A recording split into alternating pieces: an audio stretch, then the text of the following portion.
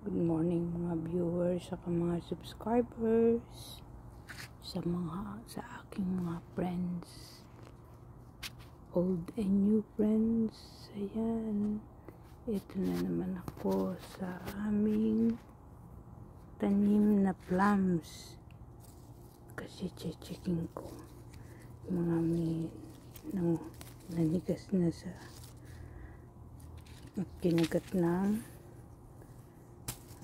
alisin ko na, kinagat ng ibon.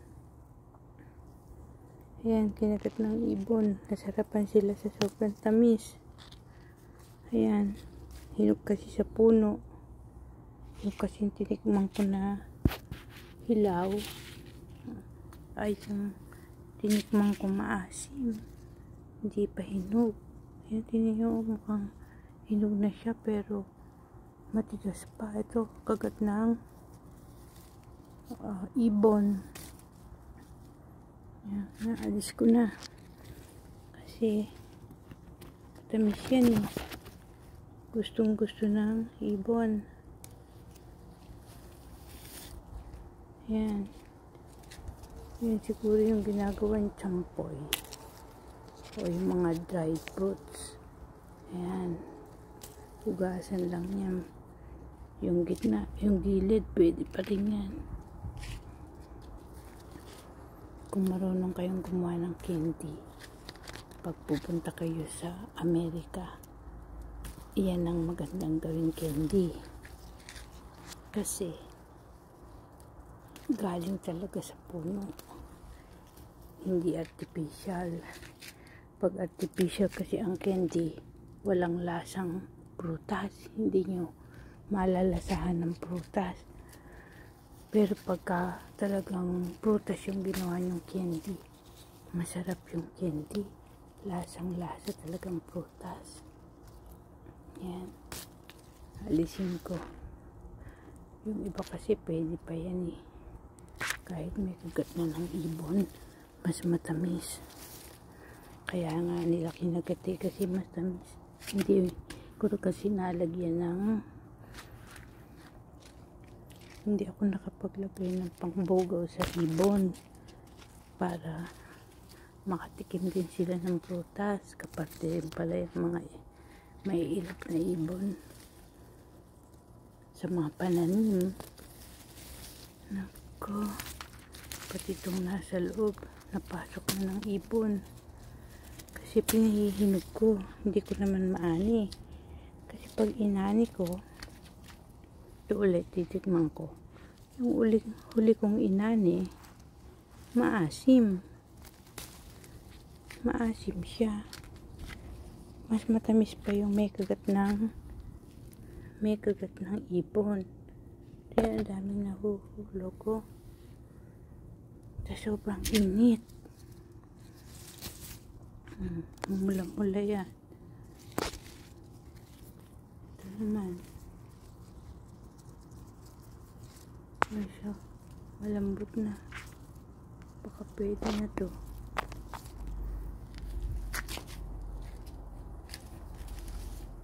Ito naman dilaw.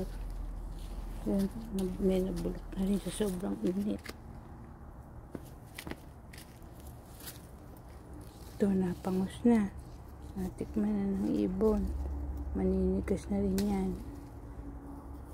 Ako. Ayan. Ito oh. Ito. Mukhang hinog na. Balikan ko na lang.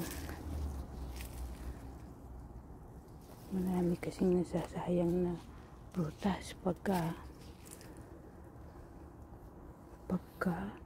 tag-araw, mga nahuhulog sila. Kaya kung matyaga kayo, wala kayong trabaho, gusto nyo marunong kayong gardeners, yung mga nalalaglag na prutas, re-rakin lang yan. Kakainin pa yan ng mga alagang manok. May alaga kayong manok, kung malapit kayo sa park, kinakain din yung mga nahuhulog na mga nabulok na yun. Kinakain din ng mga squirrel saka mga geese, yung mga laman. yung buto sa squirrel. Tinatabi nila sa squirrel. Yan o, napulok. Sikat ng araw. Ay nako. Kasi naging abala ako sa dami ng nakuhang kalamansi. Napagod na. Ito, 3 klase kasi ng nakatanim dito sa puno na to. Plums na ganyan ang kulay, saka dilaw. Saka meron pa ditong apricot. Nakaani kami ng apricot dito. Meron pang parang ibang pagkapula niya. Ayan. Kaya napakaganda sa puno. Maraming bunga. Pwede lang wag nang pitasin, pan-display na lang. Pero hindi. Kasi pagka nilamok, ay pagka hindi inalis, lalangawin. Saka magkakaroon ng insekto. Gusto kasi ng mga insekto ng matatamis na mga prutas. Susunod dyan, langaw. Tapos, langgam. Magkakakampiyan eh. Siyempre, yung mga nahulog naman, pinaka-bending exercise ko. Yan, bending exercise kasi pagtsatsagaan na yan na pulutin para ipakain sa squirrel. Yan, sa park, sa Woodward Park. Ako, ganda-ganda talaga nila.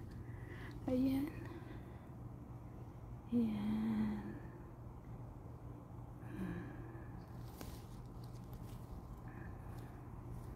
Ganda nila tingnan sa puno. Pwede lang wag nang pitasin. Sige, thank you for watching.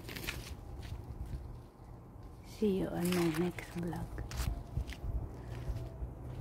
Bye.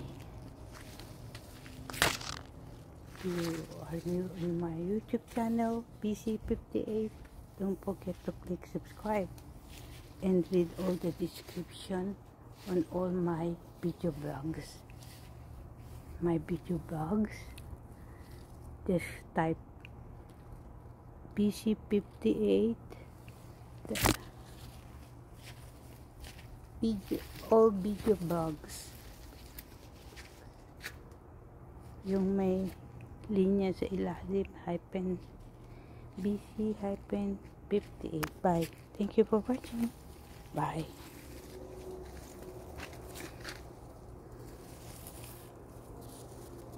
Parang lansones, no? Bye.